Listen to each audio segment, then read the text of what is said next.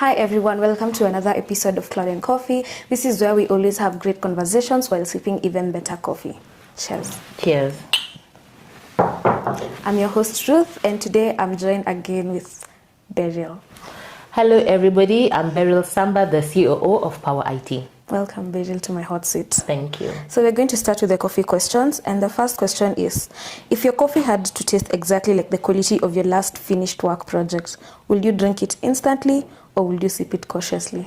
Huh? I don't remember reading these questions, but anyways, just repeat the question again. If your coffee had to taste exactly like the quality of your last finished work project, will you drink it instantly or sip it cautiously? I would drink it instantly. Okay. If you had a coffee filter that would strain out one single annoying thing from your workday, what would you filter out? Oh wow, what would I filter out in my work day? I think nothing. Like, I don't think anything should be filtered out. The good, okay, of course the good makes you happy. You learn from the bad, you learn from the challenges. So nothing deserves to be filtered. You need to have a real human experience. True. Our technical question for you today is, most companies focus on keeping hackers out.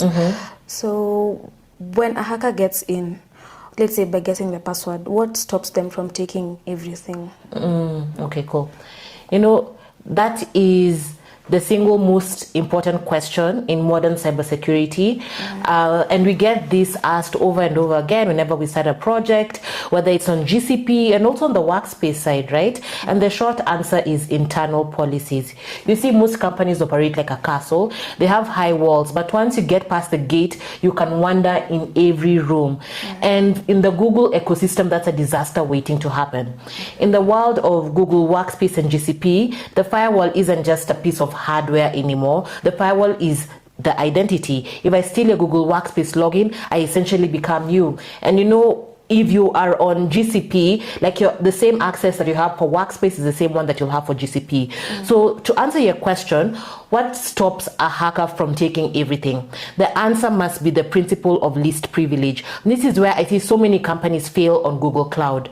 They use what we call primitive roles such as owner or editor that give a developer editor access just to be nice. You know, you don't have to hurt somebody's feelings. You know, somebody is the software developer, you know. So you just want to be nice, but they really don't need that access, right? Because what happens when the developer gets phished? The hacker now has editor rights to your entire infrastructure, and they can delete servers, download databases, and even spike your billings. And this isn't even from the point of view of, let's say, a hacker.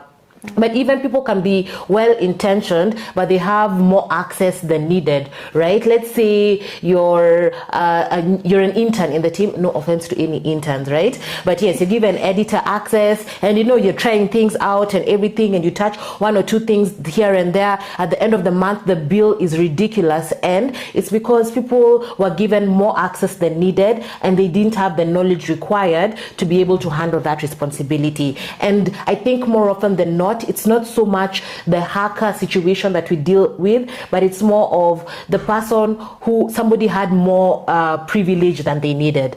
So we really need to get granular. And in GCP, you shouldn't be an editor. You should be a storage object user. You give the user permission to look at the file, but not delete the bucket.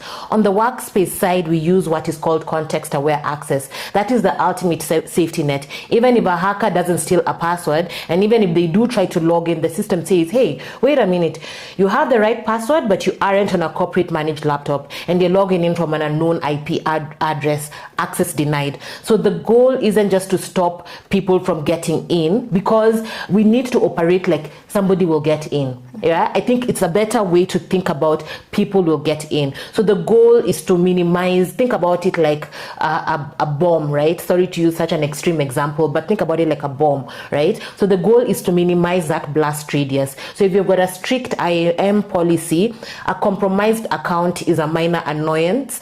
But if you don't have like the right IAM policy, this can actually be an atomic bomb of like extinction level magnitude.